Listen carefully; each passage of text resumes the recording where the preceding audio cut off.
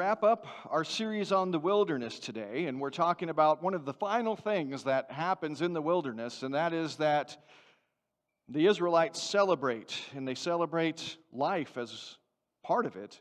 We'll see that that's kind of woven into the idea of the worship of God. And so if you'll turn to Exodus chapter 5, we're going to get started with this.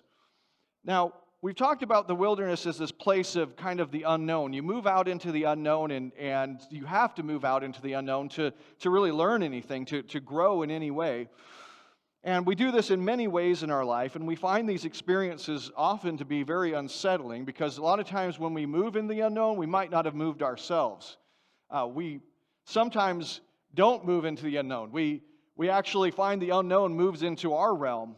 But however we got there, we find that whether it's, we lose a job, we don't know what's going to happen, or a relationship ends, whatever it is the case, that we find ourselves in the unknown, and it's this place where we have an opportunity to grow. And one of the things that we have to understand is that this movement into the unknown was something that God had called Israel to at the very beginning of Exodus, and there was a reason for that.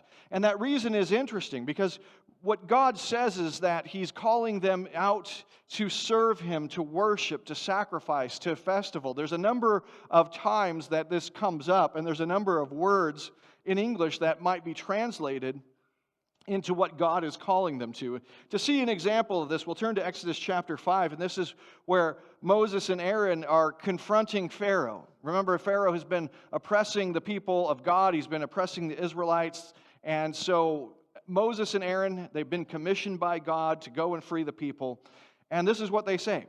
Exodus chapter 5, it says, "Afterward Moses and Aaron went out and said to Pharaoh, 'Thus says the Lord, the God of Israel, let my people go, that they may hold a feast to me in the wilderness.' But Pharaoh said, 'Who is the Lord, that I should obey His voice and let Israel go?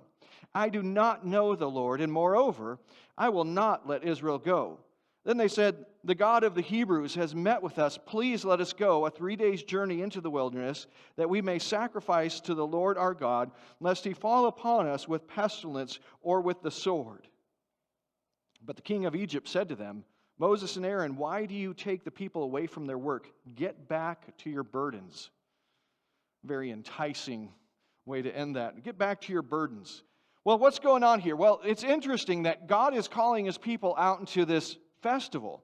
And one of the things that's really interesting is that He says He's calling them to sacrifice, but He's also calling them to a feast. And those things seem like they're opposites, don't they?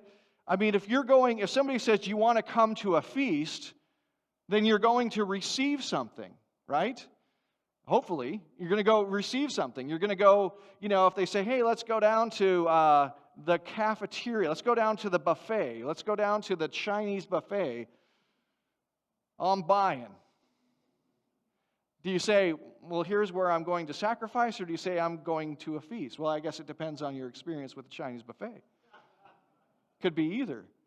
But hopefully what you're saying to yourself is, I'm going to feast, right? I'm going to have a feast. I'm going to receive something. And a feast is, remember, food represents, one of the things it represents is life. And so the idea is that there's a celebration of life that's being invited to. The other thing that he's saying at the same time is that you're being called into a sacrifice, and a sacrifice is the opposite of that. It's death. It's when you're called to give something up. Well, so which is it?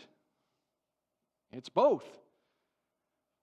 And we want to look at this idea of the celebration of life that goes on in the wilderness and how important it is. And we're going to look at that in a strange way today. Hopefully, I hope this doesn't get too weird or heady. I want it to be something that makes sense and that helps us to understand what's happening when we're called into this act of worship, this act that's a sacrifice and a feast at the same time. And we're going to look at this by looking at worship, art, and culture. That's the first thing that we're going to do. The second thing we're going to do is look at whether we're a rebel or a worshiper. And then finally, we're going to look at celebrating life. So if we want to understand what Israel is being called to in the wilderness, and it's important to understand this because your experience in the wilderness will absolutely mean nothing to you if you don't understand why Israel's being called into the wilderness.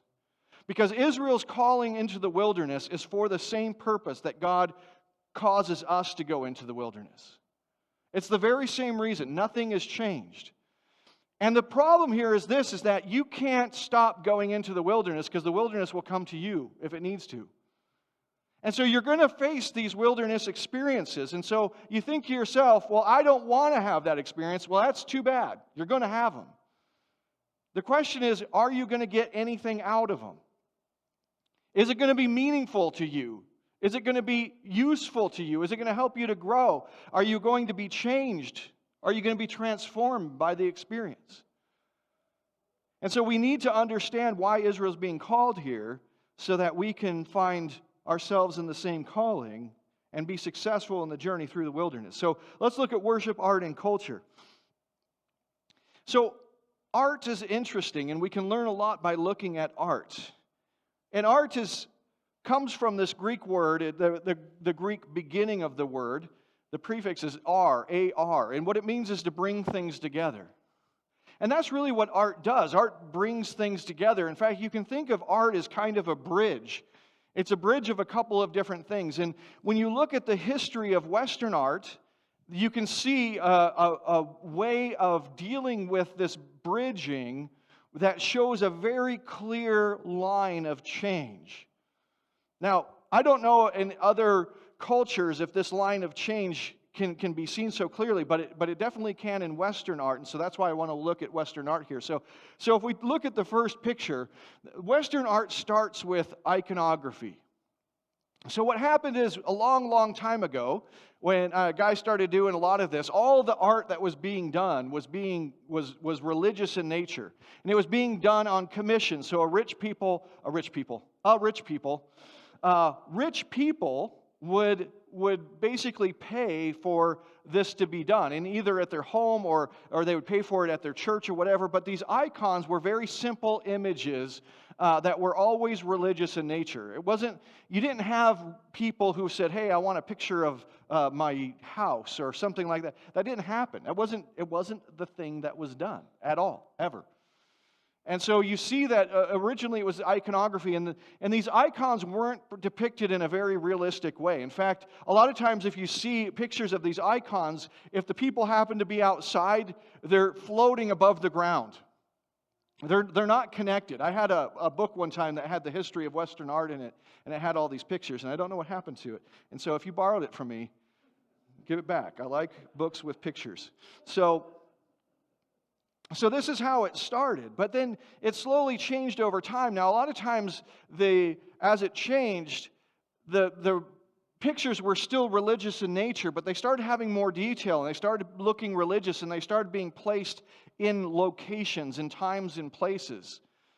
And then that changed into something different. So if we look at the second picture, what happened is it started to get really located into people's lives.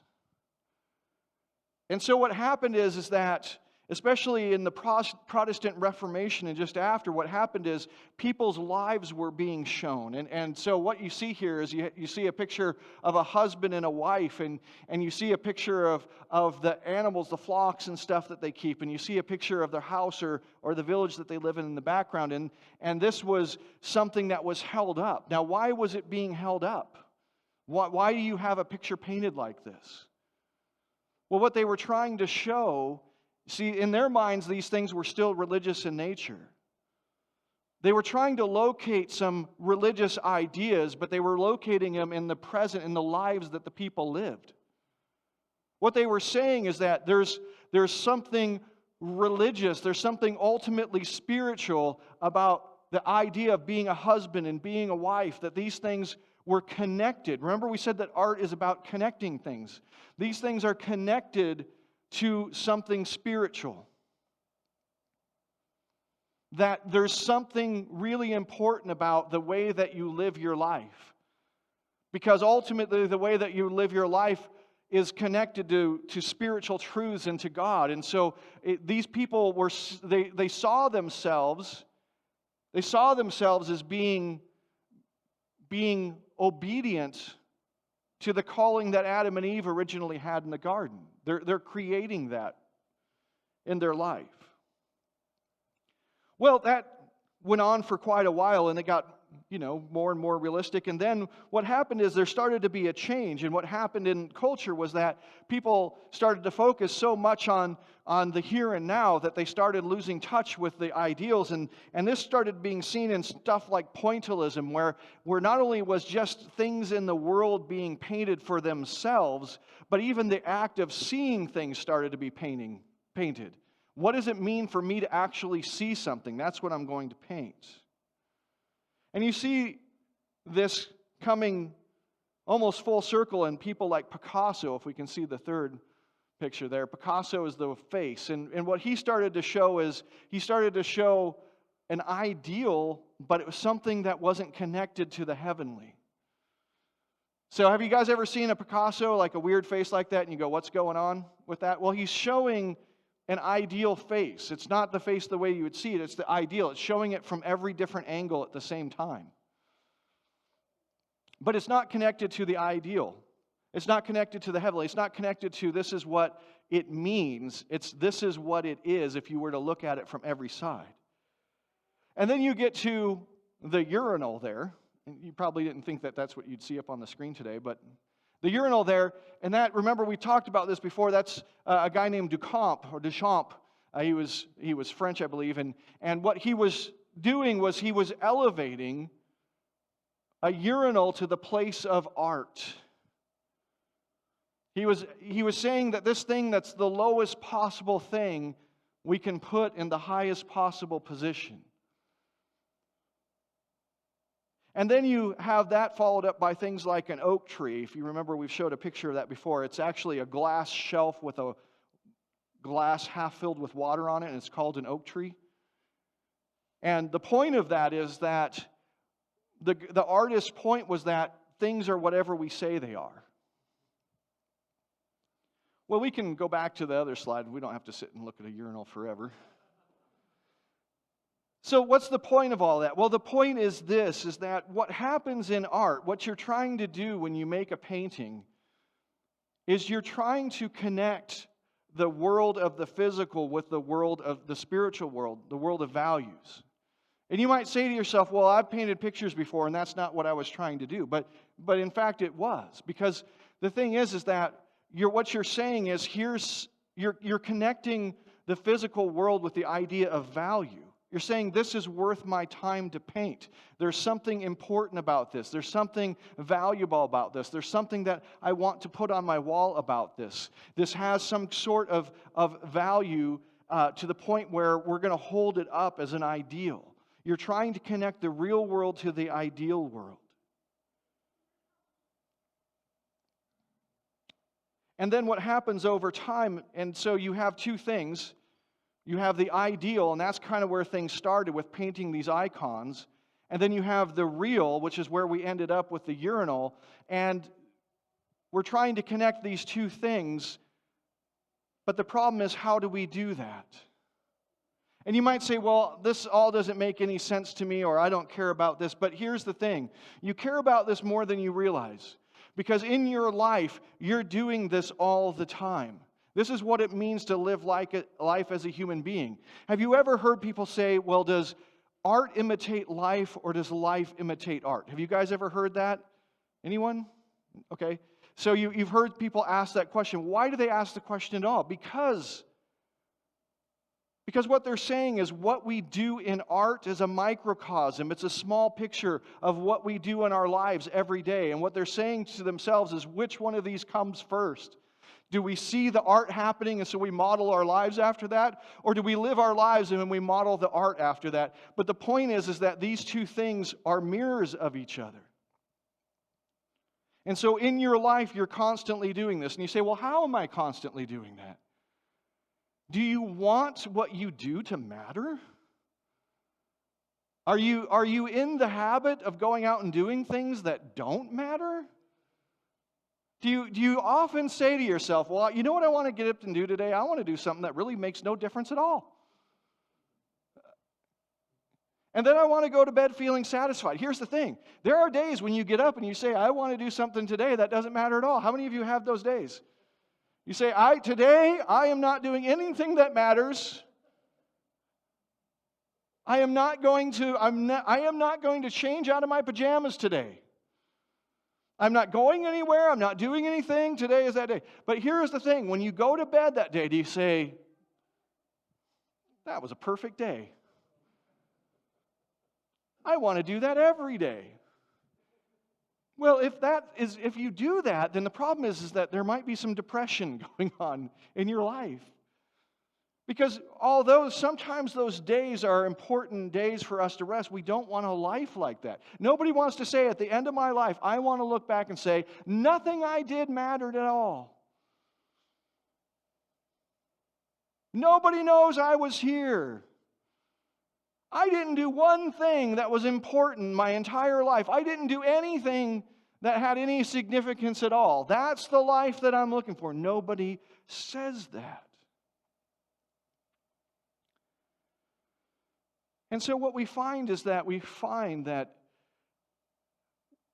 have this problem, and the problem is we don't know how to connect the spiritual and the physical.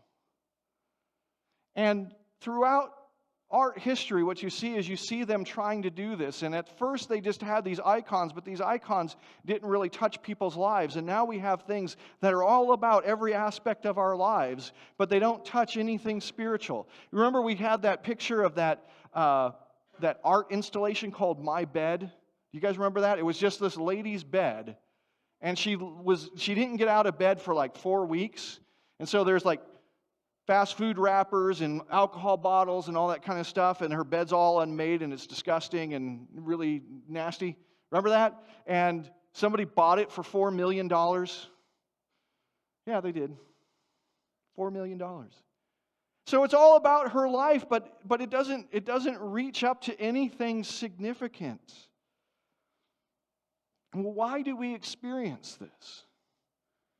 We experience this because there is a deep-seated need for us to worship. Remember that worship, we have this idea of worship as something abstract or something super religious or all that kind of stuff, and it is religious, but the problem is that it doesn't matter whether you're religious or not. You do it. It's not about being religious or irreligious. It's about being human. If you're a human being, you do it. And the question isn't whether you do it or not. The question is, do you do it effectively? Does it achieve life for you? Is it a feast for you? And the thing to ask yourself is my life right now that I'm living, does it feel like I'm feasting? And if it doesn't feel like you're feasting in your life, then I would suggest that what's happened is you haven't been called out into the wilderness to worship. You don't know that's why you're there. And when you've been there in the past, you didn't know that's why you were being called out there. And because you didn't know you were being called out there to worship, you didn't get done what you needed to get done in the wilderness. And so what happens is usually when that takes place is we end up back in the wilderness many times in our lives, and all of those become more sacrifice than feast. You have a need to worship. Why? Because we're not content to live like animals. I remember having a conversation with a guy, and the guy was quite a ladies' man. He's quite a womanizer. He'd gotten to a point pretty far in his life where he was able to have many relationships, let's say. And I remember talking to him, and I remember saying to him, it might be time in your life to move on from this. I mean, it was time a long time before that, but now, let's face it, it might be time to move on from this. And he tried to tell me, he tried to convince me that this had all been really good for the women he was involved with. Why? Because he couldn't stand the idea that he was living like an animal. He tried to connect it to something spiritual. It was convoluted, it was murky, but he tried to make the connection. In Psalm chapter 14, verse 1, it says this, it says, "The fool says in his heart, there is no God. They are corrupt. They do abominable deeds. there is none who does good. The fool says in his heart, there is no God, because ultimately you can't live like that. You have to have something to connect your life to. And if you can't connect your life to that ultimate thing, that ideal God, then you will find that you will, in essence, end up more and more depressed, more and more sad. You will find your life to be more and more sacrifice and less feasting. So let's talk about the second point, the rebel or the worshiper. Because remember that God, when He calls out the people to worship Him, He's saying, you need to come out to me and you need to sacrifice and have a feast. And you ask yourself, well, what? So which is it, a sacrifice or a feast? And it's both. It's both those things at the same time. And in fact, if you make the wrong sacrifice, you miss out on the feast. The thing is that you're going to sacrifice. In your life, you're going to. That's not optional. The question is, will your sacrifice be effective? Will it end up in a feast? Or will your sacrifice just be something that takes more and more away from you all the time? Because you can find yourself empty if you make the wrong sacrifices. How many of you guys have ever known somebody that gets into unhealthy relationships and they give and they give and they give and they get nothing in return? Have you ever met somebody like that? And what happens, generally speaking, is those will be followed by more relationships that are just the same. Now, what's happening in that person's life is they're making a sacrifice, but because it's not the right sacrifice, it's not returning to them anything like a feast. In fact, it's making them more sad. You guys remember the story of Cain and Abel, right? Cain makes a sacrifice, but he goes away. He doesn't go away filled. He doesn't go away happy. He doesn't go away celebrating. What does he do? He goes away sad. He goes away downcast. And God says to him, why are you downcast? He says, don't you know if you do right, you will be rewarded? Don't you know that there's a feast waiting for you? So the question is, if this is going to be a feast rather than a sacrifice, you have to go to God as a worshiper rather than a rebel. You have to go to God as a worshiper rather than a rebel. What do I mean by that? Well, here's the thing. If you remember that when God calls the Israelites out into the wilderness, He meets them at Mount Sinai. They're going to worship Him there. And He gives them two things. He gives them the law and He gives them the instructions for the tabernacle. And when they built the tabernacle, they put the law inside the ark. Remember, it's in the Ark of the Covenant. And that God's presence is on the top of that, on the mercy seat of the Ark of the Covenant. It's in the Holy of Holies in the tabernacle. And all of the Israelite camp is gathered around that tabernacle. Now, what's the point of that?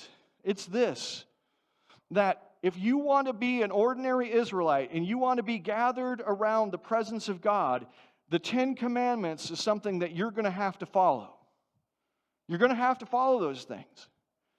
The sacrifice that needs to be made is you need to sacrifice to obey the Ten Commandments. Because if you don't, things are going to go poorly. And do you remember from reading your Old Testament that over and over again, the Israelites refused to make that sacrifice? And you remember the things that happened to them? You know, when you're a kid, I remember being in grade school, Sunday school. Those were great stories to hear at that age. Right? What ends up happening? Death, all kinds of death, right? All different ways of death. Various ways that they die. There's snakes that come out and the snakes get them. There's holes that open up in the ground and they fall in. There's all kinds of death that happens. Why? Because they're not doing what God says. Now here's the point. If you're a priest, there are more specific rules for you because you're getting closer to God. And we talked about this passage. I want to read it again. Leviticus chapter 10, verses 1 through 3. Remember we talked about Nadab and Abihu? And those guys, remember, were the sons of Aaron. Aaron was the high priest, and they were priests, and they decided to go in and do their work in the sanctuary any old way they pleased. Now, they were priests, and so they had done certain things, right? They had certain clothing on. They had made certain sacrifices, but in some ways, they just wanted to do it however they wanted to, and so this is what happens. This says, "Now, Nadab and Abihu, the sons of Aaron, each took his censer and put fire in it and laid incense on it and offered unauthorized fire before the Lord, which he had not commanded them. And the fire came out before the Lord and consumed them, and they died before the Lord. And Moses said to Aaron, 'This is what the Lord says, among those who are near me, I will be sanctified, and before all the people I will be glorified.' And Aaron held his peace." So they offer unauthorized fire, and so what happens is fire comes and consumes them. And God says this, He gives an explanation. He says, "Among those who are near me, I will be sanctified." Sanctified. It means, the word sanctified comes from the word sanctuary. To be made holy, to be set apart. I'm going to be set apart. People are going to treat me differently. They're not going to be casual about me. They're going to understand who I am. They're going to understand my importance. They're going to value me. They're going to value me, and before all the people I will be glorified. So what's happened here? What happened is that they didn't offer something adequate. They didn't value God the way that He needed to be valued. And so because of that, rather than a feast, they became a sacrifice. Because they didn't do what they should have done, because they didn't value God rightly, because they didn't connect their lives and their actions correctly with the spiritual truth of who God is, because they didn't do that, their lives became forfeit. Well, what are we to make of this? There are two ways to connect your life. And I really want, if you don't hear anything else in this sermon, please hear this. There are two ways to connect your life to the ideal. There's two ways to try to connect your life to God. And here's the problem, is that you can make sacrifices in doing both of these, but only one of them will become a feast. There are two ways to do this, and it's illustrated in art. We showed a picture of a meadow, and there was a husband there and a wife, and they were doing the right, they were trying to live according to what was right. They were trying to turn the world into Eden. You can try to connect your life to the ideal by saying, I'm going to conform my life to the ideal.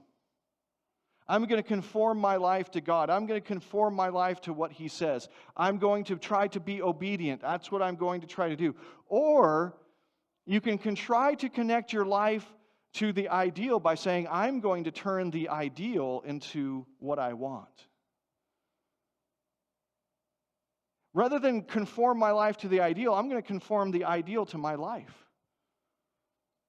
The whole point of the art path that we went down was that in the end, when you put a urinal up and you say, this is at the top, you're saying, whatever I want to be the ideal can be the ideal.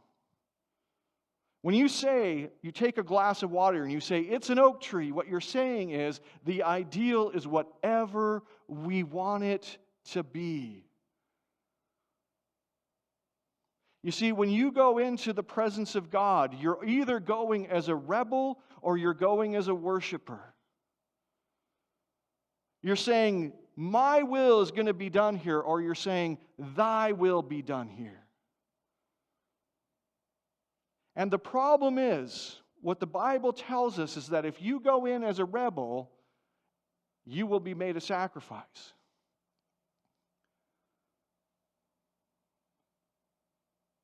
There will be no feast. There will only be whatever smoking ruins of your life are left. So let's talk about celebrating life. Because right now it seems like this is kind of a downer. Like, what's going on with Israel? Israel is actually being called into worship of God. Why? Look at the contrast here. Let's look at the passage again. It says this. It says, "Thus says the Lord, the God of Israel, let my people go that they may hold a feast to me in the wilderness." There's going to be a feast. God is going to do something for them in the wilderness. Now, in order for that feast to be a feast, they're going to have to make the proper sacrifice. But when they make the proper sacrifice, it will actually bring life to them. It will bring joy to them. It will bring happiness to them. It will bring goodness to them. What happens is the community will be built. And it will be prosperous, and things will be productive, and things will be fruitful, and all of the good things that they want in their life will happen. But in order for that to take place, they have to get away from the idolatry of the Egyptians, and they have to go out into the wilderness and receive from God the instructions that He has, the word that He has for them. But notice what the alternatives here are. God says, "Let my people go that they may hold a feast to me in the wilderness." But Pharaoh says, "Moses and Aaron, why do you take the people away from their work? Get back to your burdens." Here's the question. Are the Israelites sacrificing anything in the present? Of course they are. That's why they have burdens. Of course they are. You see, the thing is not whether or not you're going to make a sacrifice. The question is, are you going to make the appropriate sacrifice? Are you going to be sacrificing to the right things? You know, I talked earlier about the person who gets involved in a relationship where they're giving and nothing's being given to them. What's happened is they've made those relationships their God instead of making God their God. And because those relationships are their God, they're willing to do anything to keep them. And so you're going to make a sacrifice. But in the end, are you going to have a feast? Some people, the thing that's the highest on their list is, I want to make money. Guess what? You can do that. You can give everything in your life to making money. And in the end, you will have sacrificed your entire life to that.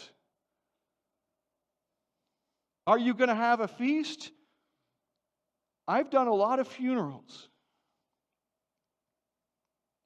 And I've never once heard anybody mention how much money the person who died made. Never. It's never once come up, ever. I've heard hundreds of eulogies. I've never once heard somebody come up and say, you know what, that guy made so much money. His life was so worthwhile because of that. It's never come up. And yet, what do?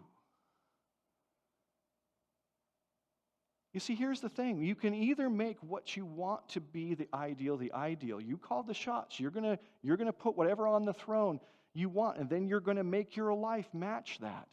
You're going to make the connection between the ideal and the real. You're going to make your life match that thing that you've put on the throne, and you're going to make sacrifices to it. But in the end, will you have a feast, or will you just be a sacrifice? What Israel is being called to is to go out from their bondage and to go out and elevate God, to make the proper sacrifice, to sacrifice themselves to God, to nothing else. Now, here's what I find fascinating. Our lives have to be attached to the spiritual. They have to be. And that spiritual thing is either going to be the true God, the God of the Bible, or it's going to be a false God. And the outcome of your life will completely be transformed depending on which one you choose. What I find very fascinating is that there's this idea that we have that if we humble ourselves, if we sacrifice ourselves, and if we put God on the throne, then that humbling will somehow lead to a life that's less than it could have been. We're afraid that we're going to miss out. And I understand that fear because it goes all the way back to the garden. Adam and Eve were told by Satan, hey, you know what? God doesn't want you to take from this tree. He doesn't want you to humble yourself into your position because He's afraid of you being gods like Him. And so just take the fruit. And so we have this fear that if we humble ourselves, that somehow our life will be less. But the reality is completely the opposite. That the more you humble yourself, the more exalted you will be. It says it all over Scripture. Luke chapter 14, verse 11, for everyone who exalts himself will be humbled, and he who humbles himself will be exalted. If you humble yourself and say, God, you are going to be on the throne. I'm going to make my life look like you. I'm going to connect my life to yours by doing the things that you say that I should do. You're going to be exalted. But if you exalt yourself and say, here's what I think should be on the throne, here's what I think, and I'm going to elevate whatever it is that I'm doing, you're going to be humbled. And this is not hard to understand once you see it. When you glorify God, you are glorifying yourself. And I don't mean that in some weird, self-centered way. I mean this. Imagine that your father was the head of a company.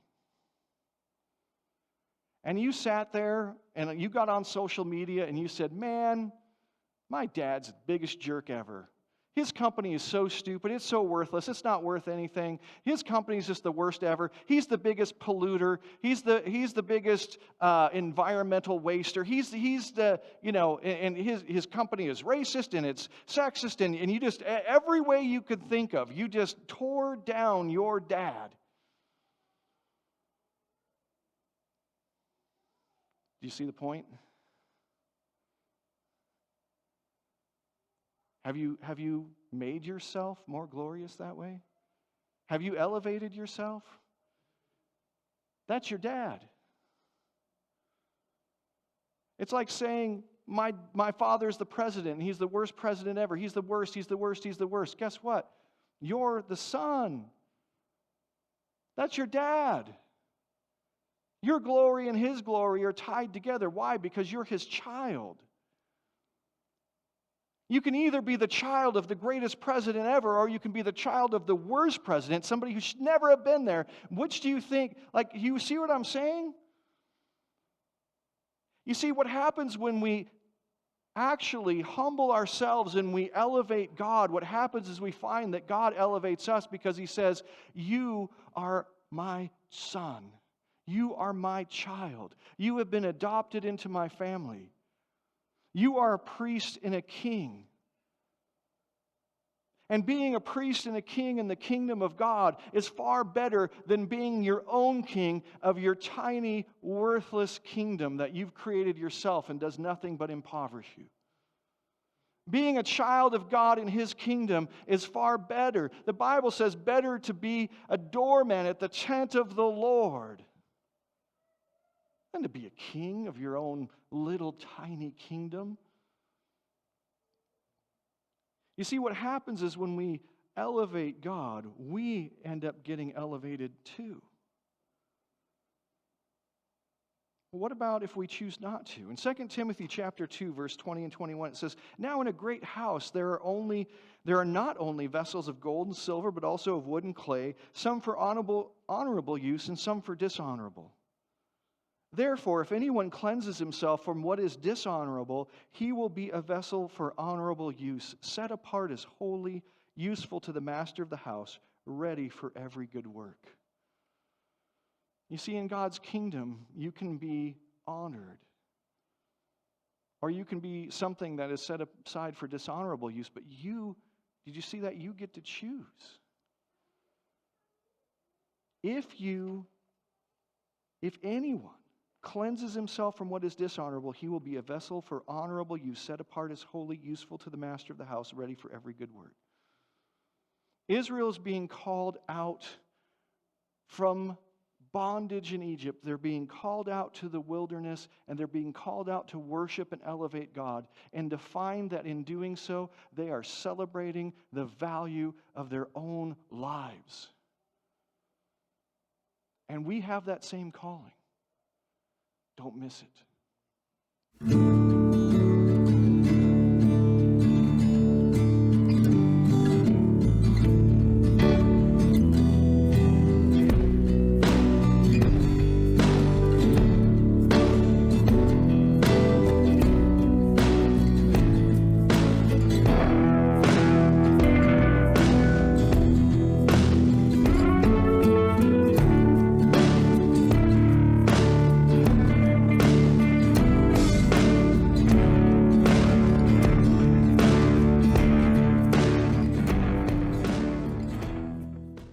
Thanks for joining our worship service today. Please follow us on our Facebook page, where you can let us know about any needs or prayer requests you may have and keep up with the latest church news and events. You can also check out all of our past lessons and other videos by visiting our YouTube channel. At First Christian Church, we strive to be the presence of Christ in the world by helping others to believe in God's love for them, to belong to His church, and to become like Christ in their lives. If you would like to support us in our ministry, you may do so by giving online through our website at www.fcct.org or by mailing checks to the church. Have a great week.